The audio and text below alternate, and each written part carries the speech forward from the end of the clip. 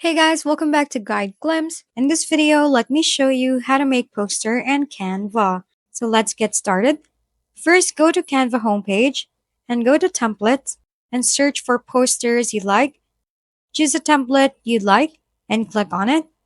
So let me choose this one. Next, select the image in the template and then delete it.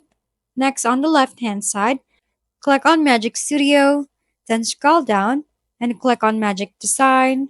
You will see a Try Now button. Click it, and a search bar will appear. Enter your prompt. The AI will generate designs based on your prompt. In here, add your generated poster design, resize the image, and change the title and text according to your liking. There you go, you have your stunning poster design.